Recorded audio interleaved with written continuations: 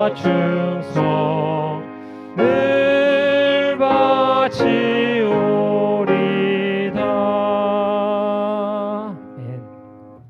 이 시간 기도는 이수진 집사님께서 해 주시겠습니다.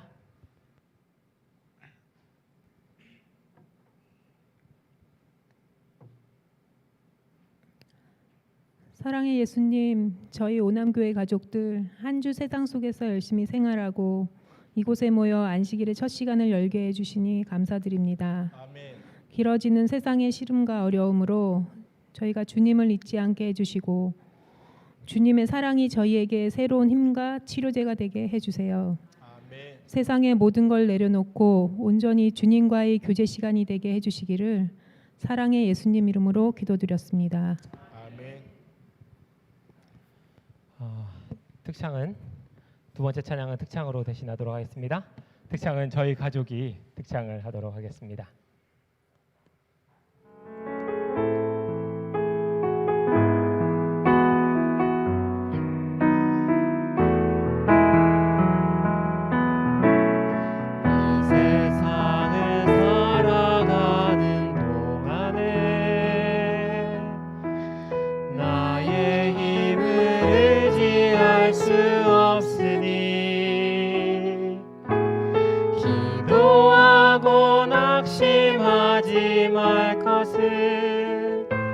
주께서 참 소망이 되심이라. 주의 길을 걸어가는 동안에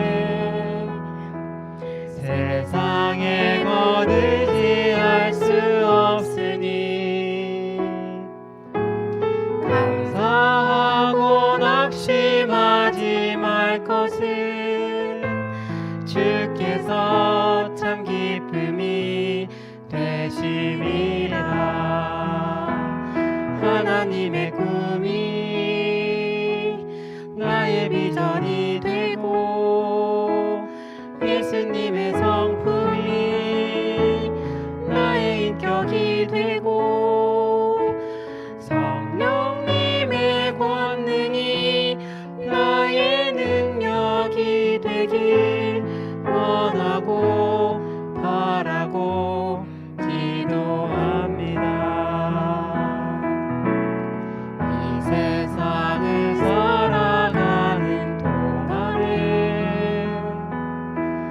나의 힘을 의지할 수 없으니 기도하고 낙심하지 말 것을 주께서 참 소망이 되심이라. 하나님의 꿈이 나의 비전이 되고 예수님의 성품이 나의 인격이 되고 성령님의 권능이 나의 능력이 되길 원하고 바라고 기도합니다. 하나님의 꿈이 나의 비전이 되고 예수님의 성품이 나의 인격이 되고 성령님의 권능이 나의 능력이 되길 원하고 바라고 기도합니다.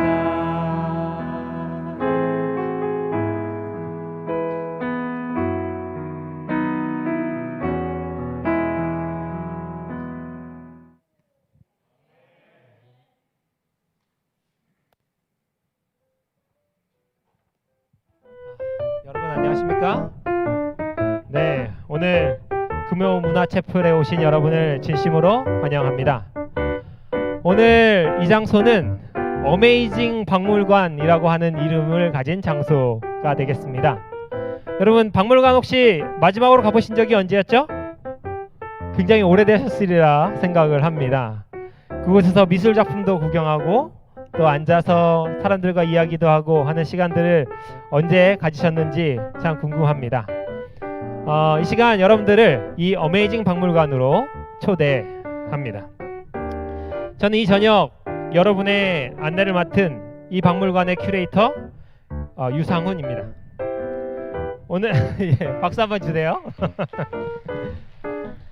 오늘 우리는 함께 저희 박물관에 전시된 그림들을 보면서 몇몇의 성경 인물들을 만나보는 시간을 가지려고 합니다. 오늘 보는 것처럼 우리 박물관에는 아주 유명한 작품부터 여러분이 잘 모르시는 작품까지 다 소장하고 있습니다.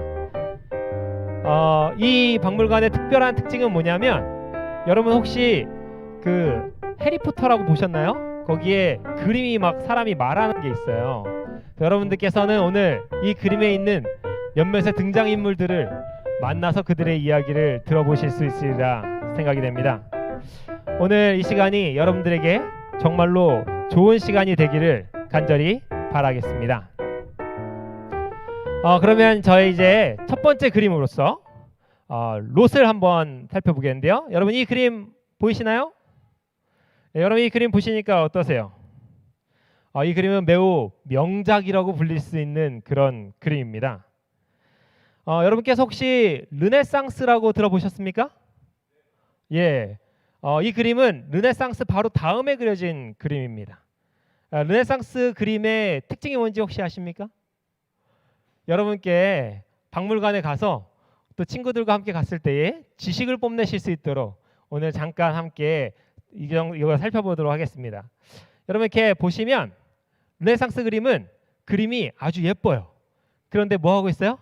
가만히 앉아 있습니다. 르네상스가 지나고 나서 바로크 시대라는 것이 오는데요. 바로크 시대에는요. 방송반? 네. 바로크 시대에는 인물을 예쁘게 그리진 않는데 어떻게 그래요? 역동적으로 그립니다. 그래서 오늘 여기 보면 왼쪽에 있는 여인이 롯인데요. 이 롯이 뭐 하고 있어요 지금? 예쁘게 얌전히 앉아서 웃고 있는 게 아니라 눈을 부릅뜨고 양손을 들면서 무언가 이야기하고 있는 것처럼 보입니다. 이 작품을 그린 사람이 이 롯의 심정을 잘 드러내려고 이렇게 예쁘지 않게 그렸다는 것을 우리가 알 수 있어요. 그래서 이 롯이 대체 오늘 무슨 일이 있길래 이렇게 예쁜 모습을 망가뜨려 가면서 역사의 그림에 남았을까 하는 것을 오늘 이 시간 잠깐 살펴보려고 합니다. 여러분 이 그림을 잘 보시면 롯이 맨발입니다. 그렇죠? 신발을 신지 않고 있어요. 왜 롯이 신발을 신지 않고 있을까요? 여러분 이제 그림들을 보시면서 그런 것들을 생각하는 게 참 재미이기도 합니다. 미술 작품들을 감상하실 때 그렇게 한번 해보시면 좋을 것 같아요. 어떤 사람들이 이렇게 말해요. 롯이 당시에 가난해서 신발을 사서 신을 수가 없어서 이렇게 맨발로 그린 것이 아닌가 했다고 이렇게 이야기합니다. 근데 저는 좀 달라요. 우리는 이 스토리를 알죠? 지금 이 스토리가 뭡니까? 나오미가 룻을 떼놓고 가려고 하는 거죠. 아마도 룻한테 간다고 얘기를 안 하고 그냥 나왔나 봅니다. 룻이 어떻게 했어요? 너무 헐레벌떡 나오느라고 신발을 챙겨 신을 겨를조차 없었던 거죠. 또 이 그림을 보면서 여러분들이 한 가지 아실 수 있는 건 치마가 무슨 색입니까? 룻이? 청색이에요. 여러분 이제 다음부터 르네상스나 바로크 시대의 그림들을 보시면서 파란색이 보인다. 그러면 여러분은 아는 척을 하실 수 있도록 도와드리겠습니다. 당시에 파란색은요 엄청나게 귀중한 색깔이었어요.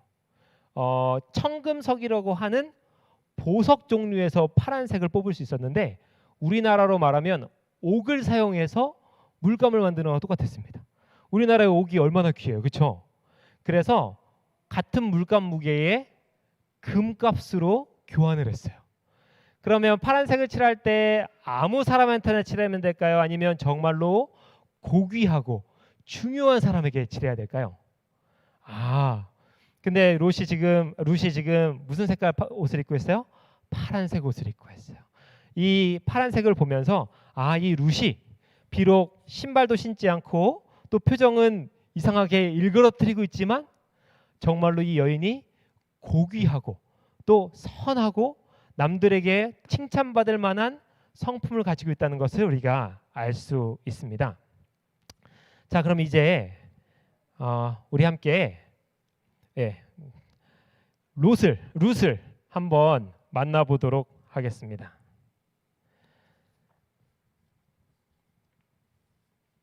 룻, 안녕하세요. 네, 무슨 일이죠? 반갑습니다. 여기 관람객들에게 인사 한번 해주시죠. 안녕하세요. 루시입니다. 반갑습니다. 네, 룻씨, 지금 무슨 상황이죠? 지금이요? 어머니가 저를 이 모압 땅에 남겨두고 이스라엘로 돌아가려고 하셔서 저도 같이 가겠다고 말하는 참이에요. 그렇군요. 상황을 보아하니 어머니와 뜻이 맞지 않는 모양입니다.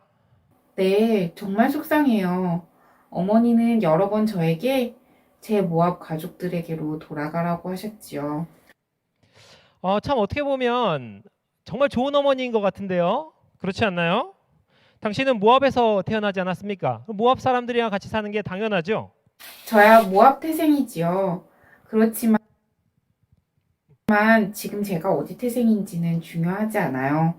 저는 단지 어머니와 함께 가고 싶은 것 뿐이에요. 그럼 지금 당신은 이스라엘에 가고 싶은 것이 아니라 어머니와 함께 있고 싶은 것뿐이군요. 네, 그래서 말했잖아요. 어머니께서 가시는 곳에 나도 가고 어머니께서 머무시는 곳에서 나도 머물겠나이다. 그렇군요. 그런 일이 있었군요. 저는 당신이 이스라엘에 가고 싶어 하는 줄 알았는데 그게 아니라 어머니가 가시는 곳이면 어디든지 가는 것이 당신의 뜻이었군요. 자, 그럼 루시, 당신의 어린 시절에 대해서 좀 이야기해주면 우리가 당신에 대해서 좀 더 이해할 수 있을 것 같은데 당신은 원래 어떤 삶을 꿈꾸던 사람이었습니까? 저는 정말 꿈이 많은 그런 아이였어요. 그리고 그것은 제 이름에 나와 있어요.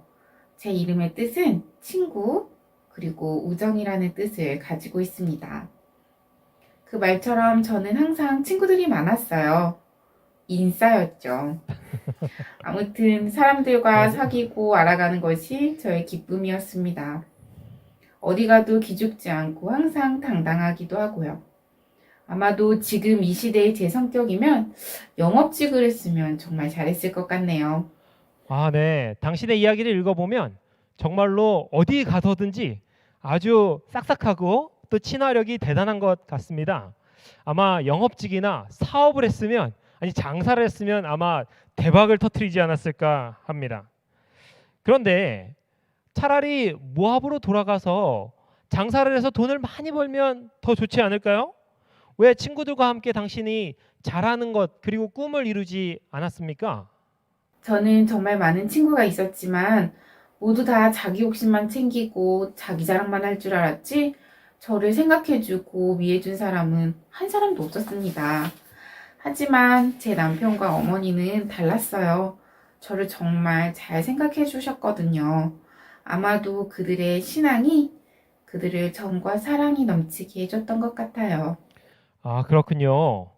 그럼 이제 이스라엘로 돌아가면 하나님을 섬겨야 될 텐데 거기에 대해서 당신의 마음은 어떻습니까? 너무 기대가 됩니다.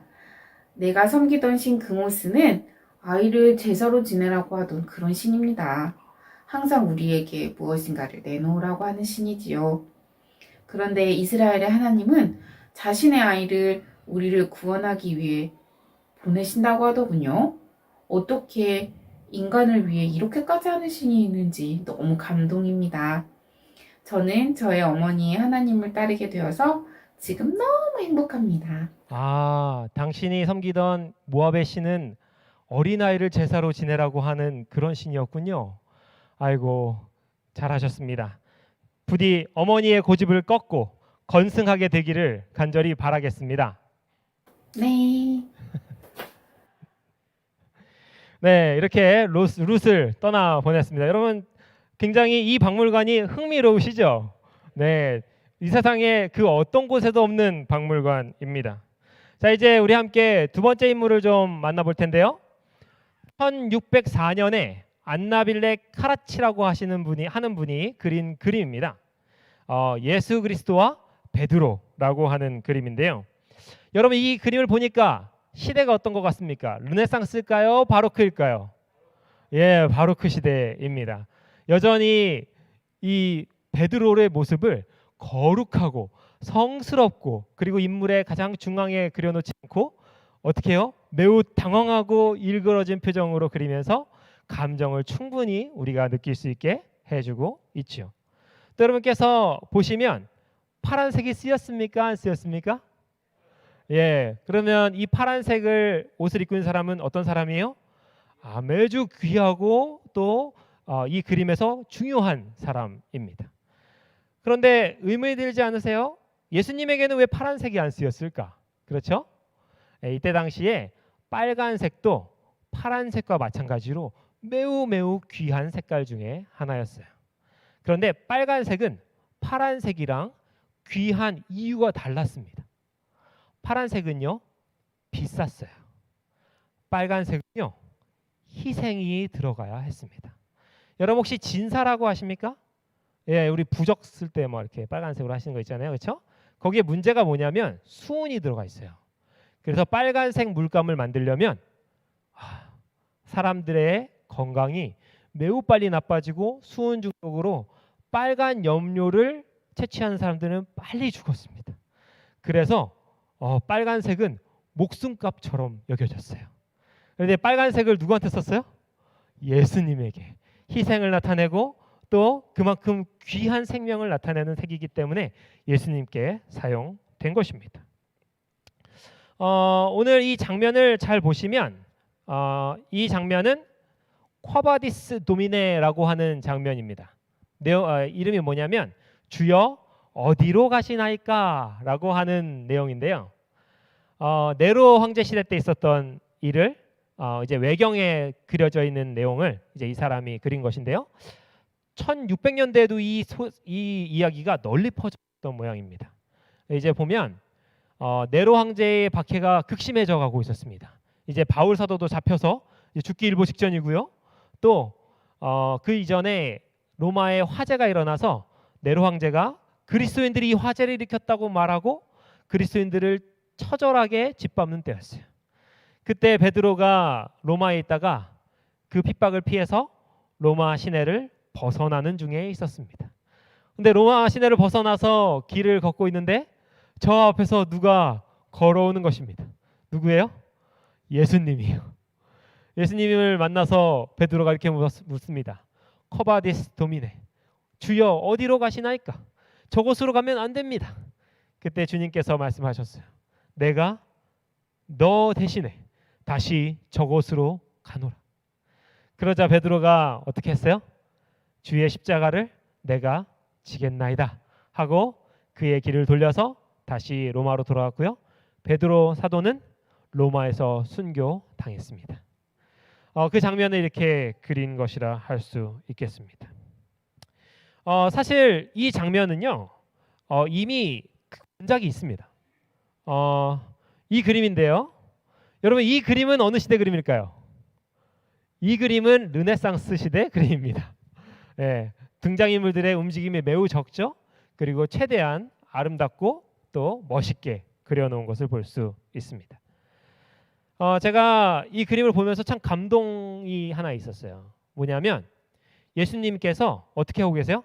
손가락으로 캔버스 바깥을 이렇게 하고 있어요. 여러분 이 그림 앞에 서시면요, 이렇게 그림을 지나가잖아요. 이렇게 우리가 이제 관람하려고 지나가잖아요. 그러면 이쪽 시야 뒤쪽에서 예수님의 손가락이 보여요. 누구를 하고 있냐면 너 이렇게 하고 있어요. 그러면서 그 그림 앞을 딱 지나갈 때 사람들이 마음에 감동이 있는데 어떤 감동이냐면 예수 그리스도와 베드로가 누굴 위해 죽었다? 너 이 교회를 세우기 위해 순교당하고 예수님께서는 십자가에 달려 돌아가셨다라고 하는 것을 느낄 수 있게 하려고 일부러 이 작가가 예수님의 손가락을 이렇게 해놓은 거예요. 그래서 이 앞을 지나가면 마음의 찔림을 받으면서 예수님의 사랑을 느낄 수 있게 되는 그런 정말 멋진 그림입니다. 여러분께서, 저도 아직 한 번도 못 봤어요, 사실은. 그런데 여러분께서 혹시 나중에 이 그림을 보실 기회가 있게 되면 참 좋겠습니다. 자, 이제 저희 박물관의 특별한 순서죠. 베드로 사도를 한번 만나보도록 하겠습니다. 베드로님. 큐레이터님, 오랜만입니다. 네, 오랜만입니다. 인터뷰 잠깐 괜찮으시죠? 네, 물론이지요. 제가 많이 창피해지네요. 여기 관람객들이 베드로님에 대해 궁금해하는 것이 하나 있어요.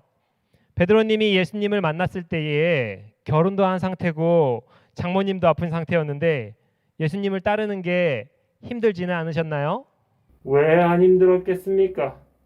생업을 떠나서 예수님을 따라가는 것이 정말 힘들었습니다. 걱정도 되었지요. 그러나 힘들지만은 않았습니다. 사실 대부분의 시간 동안 저는 너무 행복했습니다. 왜냐하면 물고기 잡는 것보다 사람 잡는 게 훨씬 보람되기 때문입니다. 그렇군요. 물고기를 잡으면요, 항상 도망가려고 합니다. 저도 그 물고기가 어떻게 될지 아니까 잡으면서도 항상 괴로웠어요. 그런데 필사적으로 도망가는 녀석을 보고도 저는 내가 먹고 살아야 되니까 너를 죽일 수밖에 없다, 이렇게 말하면서 계속 잡아댔습니다. 물론 세상 일이 다 그렇겠지요. 먹고 살려면 누군가 위에 올라가야 되지 않겠습니까? 그런데 예수님은 달랐습니다. 예수님 앞에 나온 모든 사람들은 기뻐하며 찬양하며 돌아갔습니다. 제가 하는 일은 죽이는 일이 아니라 살리는 일이었습니다. 그렇게 구원을 받은 사람들을 배웅하는 순간이 저에게는 가장 행복한 순간이었습니다. 그렇군요. 저는 당신이 정말로 대단한 어부라고 생각했는데 당신이 물고기를 잡을 때마다 그들이 도망가는 것을 보면서 양심의 가책을 느끼셨을 수도 있겠네요. 정말 예수님 앞에 오면 모든 사람들이 다 행복하는 모습을 보면서 많은 차이를 느꼈을 것 같습니다. 그런데 이렇게 행복했던 당신의 인생에도 참으로 어려웠던 순간이 있었다고 하던데요? 네, 예수님이 십자가에 달려 죽으실 때 그분을 3번 부인했습니다. 그리고 그분을 떠나 다시 물고기를 잡으러 왔을 때 그때가 제 인생에서 가장 힘들었던 순간입니다. 저는 제가 제 힘으로 할 수 있다고 생각했어요. 그런데 제 힘으로 할 수 있는 것이 하나도 없다는 것을 그때 깨달았습니다. 그러시군요. 자신의 힘으로 할 수 있는 것이 아무것도 없다는 것을 깨달으셨군요. 그럼 이제 예수님을 만나셨고 또 굉장히 당황하신 표정인데 어떻게 하려고 하십니까? 예수님을 따라가야지요. 나는 배웠습니다. 그분을 따르는 것이 가장 좋은 길이라는 것을 배웠어요. 그분이 가르치시는 길로 가면 저는 반드시 죽겠지요. 아마도 십자가에 못 박히게 될 것입니다. 비록 십자가에 죽는 길이지만 저는 이 길을 가려고 합니다. 오히려 주님과 같이 십자가에 달려 죽게 되어 기쁘게 생각합니다. 죽는 것마저 기쁘시다니 저로서는 흉내조차 내지 못할 사랑이군요. 주님의 은혜가 함께 하시기를 빌겠습니다. 주님의 은혜가 함께 하시길 빌겠습니다.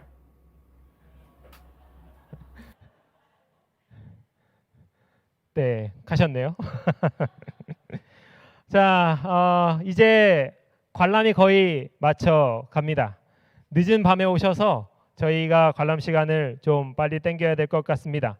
이제 마지막 그림만이 남아 있는데요. 여러분, 이 그림은 1895년작 엘리자베스 제인 가드너라고 하는 여인이 그린 그림입니다. 여러분, 이 그림을 보니까 어떠세요? 움직임이 있긴 있는데 조금 절제되어 보이지 않으십니까? 네, 이 그림은 르네상스를 지나 바로크를 지나서 이제 너무 역동적인 걸 추구하다 보니까 등장인물이 예쁘지가 않은 거예요. 그래서 신고전주의라고 하는 미술 시대에 들어와서 그러면 르네상스 시대의 예쁜 모습과 또 바로크의 약간의 역동적인 모습을 합쳐서 약간 절제된 동작을 만들되 예쁘게 그리자라고 하는 미술풍으로서 나온 그림입니다. 여기 보니까 동작을 매우 억제하지만 그래도 여기에 나온 이 소년이 아주 아름답게 그려져 있는 것을 볼 수 있죠. 우리 여기 이제 다윗을 이 소년을 보시면 동작이 아니 얼굴의 표정이 매우 아름답고 또 어때요? 단호하고 그렇죠? 아주 용감한 표정인 것을 알 수 있습니다. 또 그 밑에 뭐가 있어요? 아, 사자가 죽어 있어요. 이 소년 누구입니까? 아, 다윗임이 분명합니다. 보니까 사자와 싸운 것이 분명한데 이 소년과 그가 지키려고 했던 어린 양이 상처가 있어요, 없어요? 하나도 없어요. 이게 가능합니까? 아, 불가능하죠. 그런데 가능하다고 그려놨어요. 그렇다면 무엇입니까? 하나님께서 이 소년과 이 어린 양을 지키셔서 사자를 이기게 하셨다고 하는 이 그린 사람의 믿음의 표현이기도 한 것입니다. 자, 이제 오늘 마지막 주인공 다윗을 좀 만나봐야 되겠죠? 거기 소년 이름을 좀 말해주세요. 이름은 다윗이에요. 아, 예, 좀 빠르셨네요. 다윗이군요. 당신 아래에 지금 깔고 앉아 있는 것이 뭡니까? 사자예요. 지금 방금 죽였어요. 믿을 수가 없군요. 당신은 아직 어린 소년인데 어떻게 사자를 이긴 것이죠? 이 사자가 제 어린 양을 잡아먹으려고 했어요. 전 기도하고 덤벼들었죠. 제가 이긴 거 아니에요. 하나님이 도와주셨어요. 지금 제가 들고 있는 것은 하나님께 감사를 드린다는 표시예요. 아, 왜 손을 들고 있나 했더니 이긴 것이 그대의 힘이 아니라 하나님의 힘이었다는 것을 나타내려고 하는 거였군요. 대단합니다. 아, 죄송해요. 제가 시간이 없는데 아버지가 사무엘 선지자가 왔다고 오라고 하네요. 아, 지금 아버지가 사람을 보내서 사무엘 선지자가 왔다고 빨리 가야 된다고 합니다. 어떠죠? 그러면 시간이 없으니까 질문 하나만 하겠습니다. 지금까지 짧은 삶을 살면서 하나님께 실망한 적이 있었습니까? 방송반? 아니요, 한 번도 없어요. 그분은 언제나 저에게 가장 좋은 것을 주셨습니다. 저는 원래 더 큰 일을 하고 싶었어요. 싸움 더해 제 형들처럼 나가서 싸우고 공을 세우고 싶어요. 그러나 주님은 저에게 이 양식을 주셨지요. 그렇지만 저는 믿어요. 주님이 저에게 가장 좋은 것을 주셨고 또 앞으로도 가장 좋은 것을 많이 주실 것을요. 원래는 형들처럼 나가서 싸워서 용사가 되기를 원했는데 하나님이 당신에게 준 일이 양치기 일이었군요. 그런데도 불구하고 실망하지 않고 그 임무를 충실히 다 수행하면서 사자와 싸우기까지 하다니 정말 대단한 것 같습니다. 사무엘 선지자가 부른다고 하니 이제 보내드려야겠군요. 아마 이제 가시면 당신을 향한 하나님의 계획을 알게 될 것이라 봅니다. 시간 내주셔서 감사합니다. 네, 갔습니다. 네, 여러분 어떻게 박물관 관람은 즐거우셨습니까? 우리가 함께 미술 작품을 관람하는 일은 이것으로 끝났지만 그럼에도 불구하고 이 관람을 하면서 우리가 한 가지를 꼭 잊지 않게 되기를 간절히 바랍니다. 여러분, 하나님께서 성경을 어떻게 기록하셨나요? 성경을 영감으로서 기록하셨다고 돼 있죠. 그런데 제가 이런 미술 작품들을 쭉 보니까 하나님께서 글에만 영감을 주신 것은 아닐지 모르겠다 생각을 했습니다. 화가들의 붓에도 그들이 정말 기도하고 성경의 장면을 잘 표현하기로 마음 먹고 붓을 들었을 때 하나님께서 그들의 손에도 영감을 주셨던 것 같아요. 그래서 이 명화들을 우리가 바라볼 때에 성경의 장면들이 생각나면서 우리의 마음에 감동까지 주는 것 같습니다. 만약 하나님께서 화가의 재능을 사용하셔서 성령의 역사를 이루셨다면 여러분 지금 저와 여러분이 가지고 있는 이 달란트도 성령께서 충분히 사용할 수 있으심을 믿습니다. 우리가 꼭 성경을 기록하고 또 영감의 말씀을 기록할 때만 성령이 도와주시는 게 아니라는 생각을 했어요. 그림이 그릴 때도 주님을 드높이기 위한 마음으로 붓을 들었다면 하나님께서 도와주시고 또 우리의 생업에서도 모든 일을 할 때에 하나님의 영광을 위해서 한다면 그 손에 하나님의 영감이 깃들 것을 믿습니다. 오늘 살펴본 세 점의 그림은 각각 룻, 베드로 그리고 다윗이었습니다. 저는 사실 이 그림들을 매우 사랑하고 또 여러분들에게 이 그림들을 그래서 꼭 소개시켜 드리고 싶었어요. 왜냐하면 이 세 그림의 주인공들이 살았던 삶, 예수님을 따르는 삶에 대해서 함께 생각하고 묵상하게 되기를 원했기 때문입니다. 제가 이 그림들을 곰곰이 뜯어보니까 이 사람들이 살았던 길이 원래 자신의 재능의 길이 아니고 또 자신이 원했던 길은 더더욱 아니었던 것 같아요. 자신이 상상조차 하지 못했던 그 길을 하나님께서 걷게 하셨습니다. 룻은 보니까 아까 말했듯이 장사를 했으면 정말 큰 돈을 벌었을 것 같고요. 또 베드로는 솜씨 좋은 어부였습니다. 아마 계속 어부 일을 했더라면 단순히 고기 잘 잡는 사람으로 소문난 게 아니라 여러 척의 배를 거느린 선주가 되었을 것 같아요. 또 우리 다윗 같은 경우에는 모르겠습니다. 양치기 일에 그렇게 충성되고 또 사자와 곰까지도 다 상대할 수 있을 정도였다면 그가 어른이 되었을 때 수만 마리의 양과 염소를 거느린 큰 목장의 주인이 되었으리라 생각합니다. 그러나 그들의 그러한 삶을 하나님께서 틀으셔서 비록 궁핍하거나 혹은 어렵거나 혹은 핍박을 당하는 지경에 이르게 되었지만 그럼에도 불구하고 그 길이 예수께서 함께 하시는 길이었다는 사실입니다. 주님께서 저와 여러분에게도 똑같은 방식으로 삶을 이끌어 가시리라 생각이 됩니다. 비록 혹 여러분께서 지금 계시는 곳이 어릴 적의 꿈의 그 자리는 아닐지라도 혹 내가 다른 일을 하면 더 잘할 수 있을 텐데 하는 생각을 하실지 모르겠어요. 그러나 만약 주님께서 그 일을 여러분에게 허락하셨고 그리고 그 일에 대한 확신이 분명하다면 주님께서 여러분의 모든 일에 함께 하시리라 생각합니다. 무엇보다 우리에게 가장 중요한 것은 주님께서 어디로 인도하시든지 따라가겠다고 하는 그러한 마음 믿음의 결단이 아닌가 싶어요. 제가 요한계시록 14장 4절을 좀 읽어드릴게요.